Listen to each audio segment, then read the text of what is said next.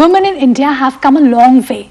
From just being a multitasking homemaker, she has acquired skills and capabilities of not being a homemaker, but being at par with her male counterparts. And we have to agree, and we can't deny the fact that the rising cost of living and the increased expenses on healthcare and education has also forced many Indian women to venture out of their homes and take up careers in jobs which were earlier considered only suitable for men. Today, the women are a new generation women who wants to pursue their dream career. They have ventured out of their homes and they have gone to cities and towns to pursue and find a rainbow, a new rainbow for themselves. But when they have ventured out, they are facing new kinds of problems and hurdles like societal pressures, traditional views and norms and customs, and sometimes they have to confront society's chauvinistic attitude. We have to discuss all these issues regarding working women and the problems they face in their day-to-day life. And for this discussion, we have two eminent experts with me. First, I would like to introduce Rakhi Shirodia Chaudhary. She is an advocate and she's an advocate in Guwahati High Court. That's Welcome, ma'am. Thank you. And Dr. Gayatri Goswami. She is a professor, Department of Education, Guwahati University. Welcome, both of you, to the studio. And luckily or incidentally, whatever we say, we both have women experts, including me, that is three of the women, and viewers, we have participants comprising of women from all walks of life. Welcome, all of you. So definitely we are looking for lots of women perspective on this issue, working women and the problems they face in the day-to-day life. Well, in India, women face lots of challenges compared to their counterparts in other parts of the world. Because in India, men do not share a lot of the household chores. They have to do the dishes, have to cook, clean the clothes, and get their children ready for school, blah, blah, blah. And then they have to take a 9-to-5 job. Plus, they have to strike a balance between their profession and personal life. So what do you think, this is for you, Ms. Goswami, what do you think, has the working and non-working women, this issue has been obliterated or is there any distinction between them still now? Rinko said there was always differences between working and non-working. Even today, if you look at the scenario, you will find that there are differences. But those differences long back and today's differences are different. Okay. All right. Everything depends on the individual, the family, the better half of a person, the in-laws. So it is the mindset of the people, how they take it. Just now you said that in the Western countries, they don't have, husbands take, help the wife. Even in India, I find that even husbands here, you can't generalize. So today, it is, the husbands help the wife in India. I have seen husbands helping the wife in Guwahati also. Even in the villages, I have seen husbands taking the food for the wife in the fields. So today, I think the whole, because of education or globalization, or maybe the mass media, TV, people are trying to, cope up with those differences which existed long back and today. Right, and they are actually respecting the working women and their issues. But still we see that there are some kind of expectations, unwritten code that women who once get married, they have to leave their job, or once when they have a child, and they are expected to return home at a stipulated time frame. So what do you have to say on this? See, it's very simple, like you were saying just now, short while ago. The distinction will always be there, a working woman, a non-working woman. That distinction will always be there, financially speaking or socially speaking. Our society in general does not expect a woman to go out and work independently. I mean, if you have to look at Indian working women, you have to look at the history of India. Right. Women have been dominated in the society from ages. Yeah. We all know that. And so therefore, the mindset to change has taken a lot of time, the mindset of men. And unfortunately, what happens is that women in India are brought down by their own counterparts. It is another woman who does not want your success. It is another woman who might try to take you back. Is it? It is. If you think about it, think deeply about it. I don't know if research scholars will tell you about this, but normally it is another woman who would try to bring you back. See, we have to consider the whole issue in a holistic fashion, considering the fact that, like we were having a discussion just now about how do we bring about this change? How do we change the mindset of the people? And that's where we have to look forward to the education part of it. You know, if we educate the society, if we educate women in general, you know, you educate one woman, you end up educating a family. Right, I will come to that, but because you raised this issue that Right. these are actually the women who are actually bringing down her counterparts, okay? So let It's me my own take, personal view, of course. let me take her view, what she thinks about it, because there is an expectation that woman, even though if she is working, she will strike a balance between a professional and personal life with panache. So what do you think? Is the counterpart, that is the woman, as she said, women bringing down the other Yeah. women's? Sometimes I find that women are not happy when their counterparts, you know, they are doing well in life. All right, there are. It's And an who are exception. these women? Are you talking See, about the in-laws or? No, it may not be in-laws. Sometimes because, you know, we have that picture that in-laws are always against. You know, nowadays I actually, as a person, I'm very positive. I'm very positive. I find in-laws, they are happy when they see their daughter-in-law. A mother-in-law, I find she's very happy when she sees her daughter-in-law, you know, doing something in life. Okay, so that you can't say. Counterparts, it may be in the professional field, maybe some colleagues may be little this thing, but And that we can't generalize, You can't because generalize. these kind of nitpicking or They'll always be there. putting people down from the ladder of the success, it can be men or it can be female. You can Yes. generalize, and as we said that we have participants comprising of females, okay, lots of females, and from different walks of life. So can we have a question from here? Yeah, I would like to ask Can you. I know your name, please? My name is Vijayalakshmi Borua. And what you're doing? I'm a teacher. Okay.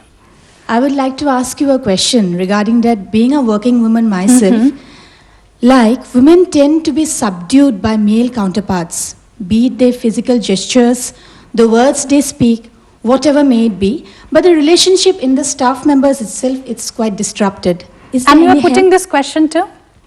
Whom would I like to? Okay, I'll, let me start with I'll any just take kind the of answer help for would that. Yeah. be You see, like I was just beneficial. saying just now, in India, normally dominance over women has been the norm. So therefore, even in our shastras, if you go back to the shastras, it's said it very clearly that women need to be dominated. And that thing has stuck in the mind of the men of India, you see. So although the women are progressing, education has come up a long way. Let's hope that, you know, the whole society develops in a holistic manner, like I was saying. What is happening here is that ladies, the women are growing at a very fast pace. And now we have reached a stage when we are able to match our footsteps with the men at par, like Rinku was saying just now. But the men are not able to come down to the level that they will, you know, I kind of disagree with Dr. Goswami here. Not most men would enter the kitchen even till date, unless it is absolutely essential. They would not venture into the kitchen. Definitely, women's role has changed tremendously with time. Absolutely, I okay, in definitely- terms of work in terms management. of work But we management- haven't seen many changes in men's role. So here comes, and as you said, that there is an attitude, a chauvinistic attitude, Absolutely. which can't see women working at par with men. Okay, so I think there is a question from our participant. Let me take that question because it is related to the sexist attitude of the society. Can we have another question from here? Yes, you wanted to, yeah. Can we know your name, please? মোৰ নাম হৈছে Gitamoni Sharma Okay, কি কৰি আছে আপুনি?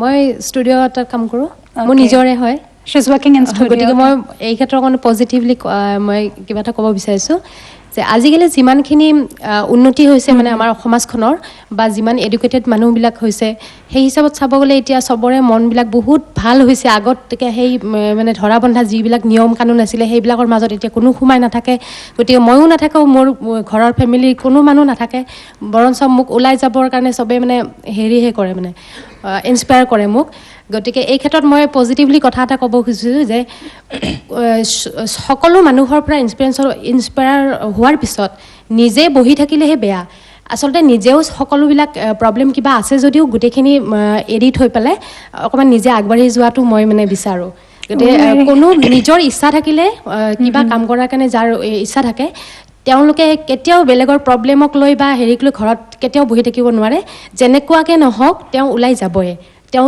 কিবা এটা যদি আশা আছে সেইটো পূৰ্ণ কৰিবই গতিকে এই ক্ষেত্ৰত মই খুব পজিটিভলি এই কথাটো ক'ব বিচাৰিছোঁ Very well said, very well said.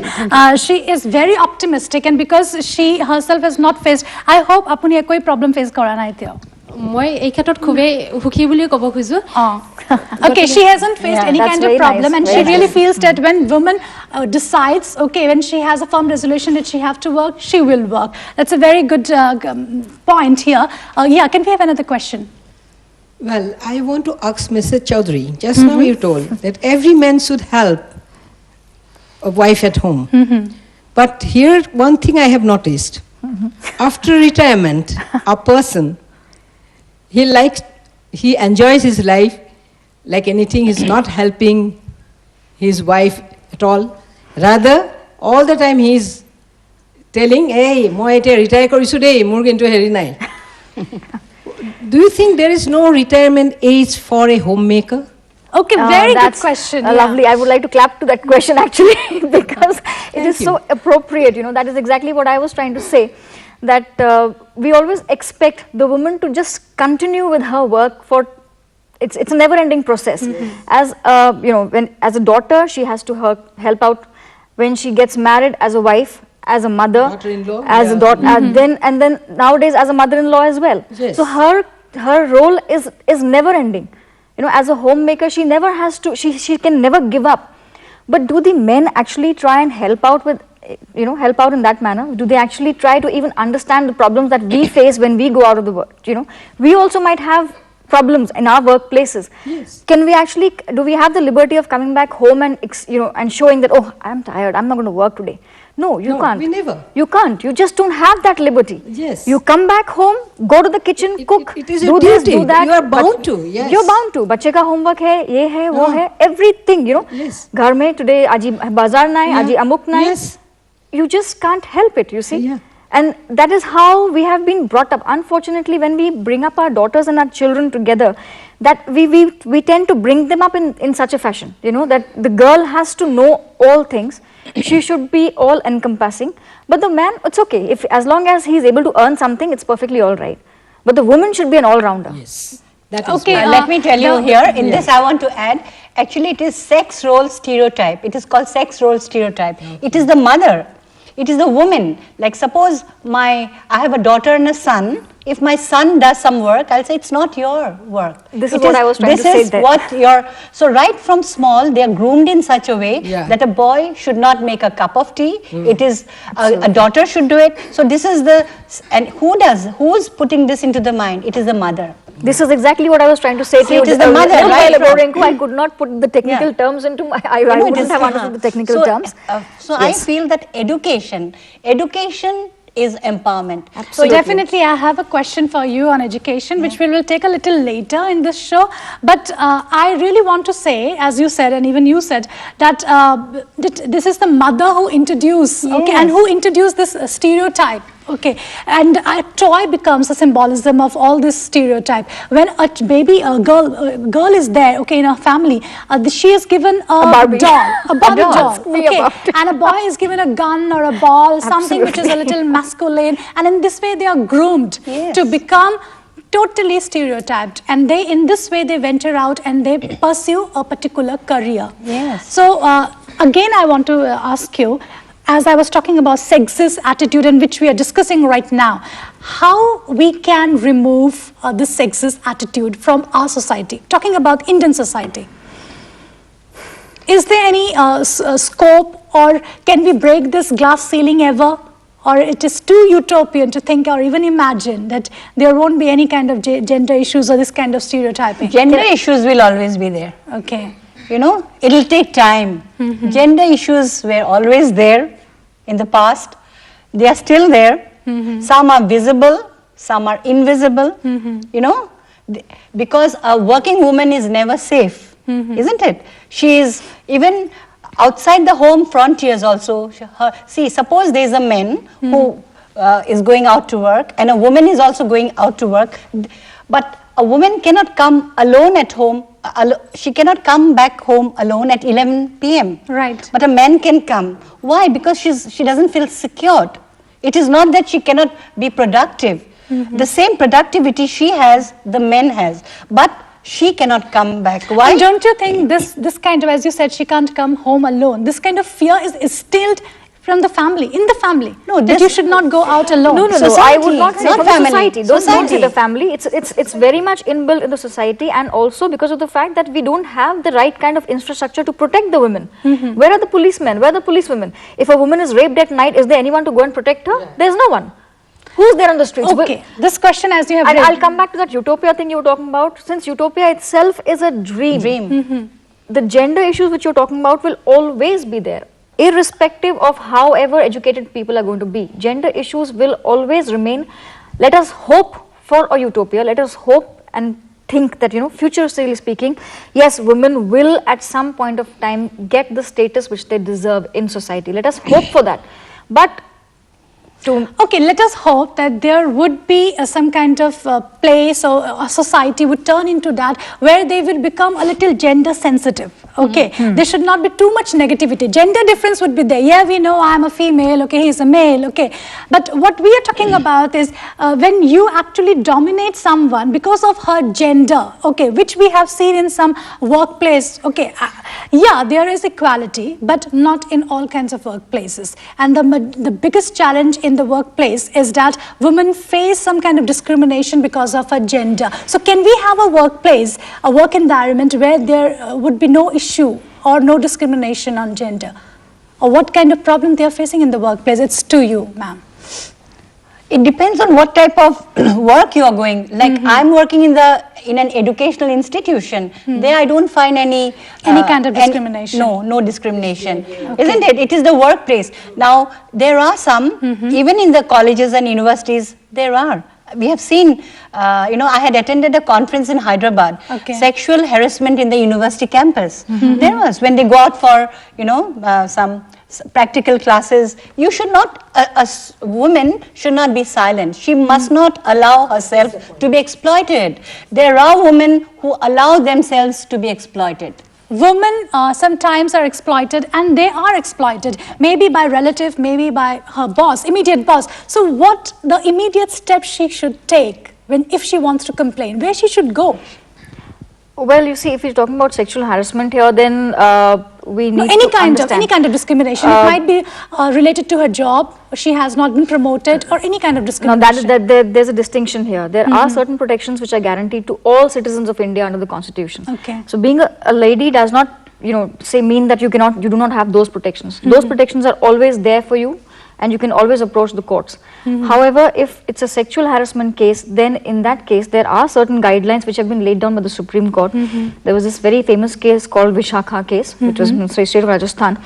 And then therein the Supreme Court has laid down certain guidelines saying that all private sectors or public sector organizations should have a committee where a woman who has had any problems of this kind can go and make a complaint, and that committee will look into it and take action on the person against whom the complaint has been made. Okay. So those guidelines are there, and following those guidelines, many organizations have also started having these committees. Most of them have it in place as of date. There are some who still have not been able to formulate a committee, or the committee doesn't sit or doesn't function very well. Which we also known as a grievance cell. In some institutions. In some, yeah, whatever name they might call it, they might call it a grievance cell, they might call it a special committee looking into sexual harassment cases, or for against sexual exploitation of women. So those committees have to be in all organizations mandatorily, as per the Supreme Court guidelines. Okay, and let me ask Ms. Goswami, because when women venture out of their safety of their homes, okay, to work, they face so many problems. And if the woman is a single working woman, so what are the issues she faces? I think the problems becomes manifold for her. What kind of problems she faces? Firstly, it depends on the stages. A young working woman and a middle-aged working woman and an old working woman, elderly. So, problems differ. Suppose it is a single working woman, single in the sense that young single working woman. It may be that it may be due to divorce, it may be due to death of her husband. So for her, working is a must. Okay, she has to venture out of the home to look after her, if she has a Kids or child, family, kids yeah. or a family. So you find that for that reason she has to depend on someone. Okay. Nowadays we have the facility of creches, or if she has in-laws to take care of her children. So for that she has to she has to set her own priorities. Okay. In life, setting priorities is very important, because here she has a dual responsibility of a career woman and a homemaker. She's a mother, isn't it? For that reason, she can have some arrangement with her relatives, with her in-laws, or with her mother, whoever she is comfortable with, and then she can tackle some of her problems. Till a stage when the children they become little older, then also she can send them to school. Then in the Western countries, I have seen that they leave children. The working mothers have more problems than our working women. We always think that abroad it is very easy for a working woman, but I find problems are, it's very difficult there. They don't have in-laws and domestic help is not there. Absolutely unavailable in So in there Western they keep countries. their children right from morning 8. So how much we can rely on the creche? You have raised this Yes. issue. How much we can rely? It's to you, ma'am. Well, if you make a comparison from Western countries, I don't think the creches here are very reliable, because it's not in a very licensed or In terms any, of manpower, or in terms of management? quality. In terms of quality, okay. I don't think that I would rate it very high, because they're not very well channelized, or they're not running through government agencies, or it's not like they have any proper licenses. It has to be become actually it's it's just a commercial business. And so you're not very sure of whether they are actually taking good care of your child or not.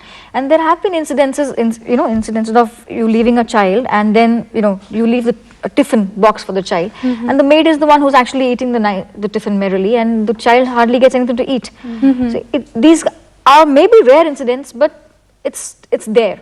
So these issues actually put a lot of stress on the working woman who can't actually work productively if she is always thinking about the child back home or back at creche. Can I also say that if a woman, Mrs. Goswami was talking about those women who are either widows or have divorced or whatever, but there might be women who are working as an individual, as a single lady, Definitely, who have there made are. a choice of not getting married, who have made a choice of living as a single mother, as a single young. person. They're still young, putting... and they have their own set of problems. Like, for example, let's take the BPO sector.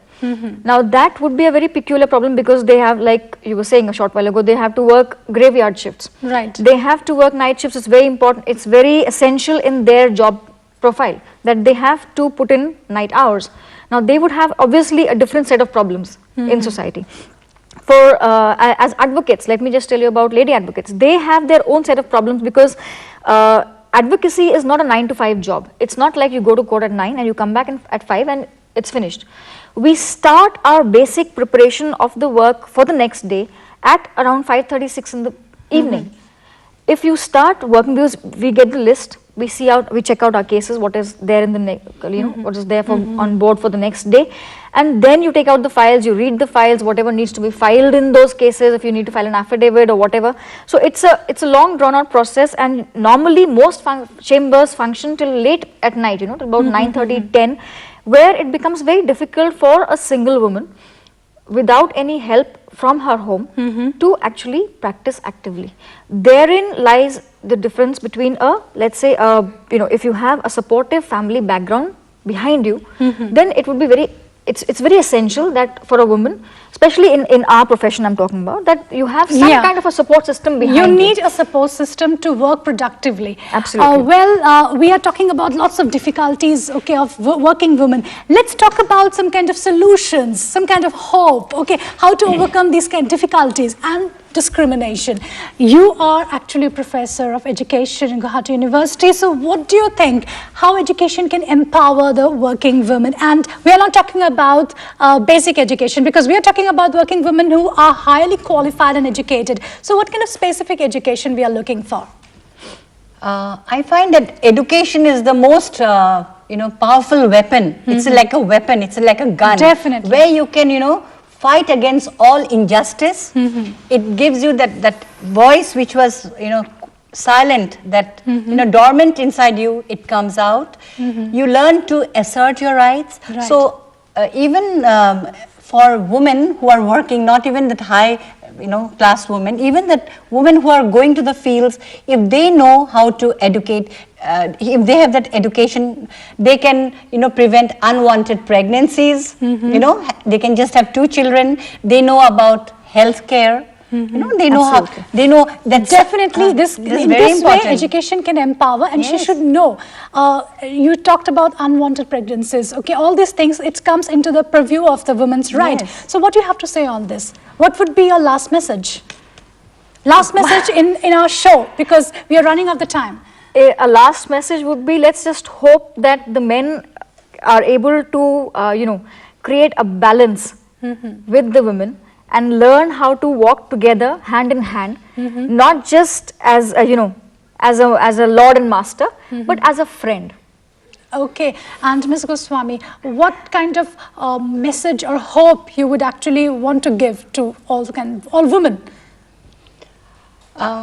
I feel that women must not lose heart. There's always, a silver lining. Definitely. Problems do not, problems, And there's always a sunrise. there's Right, always right. a sunrise.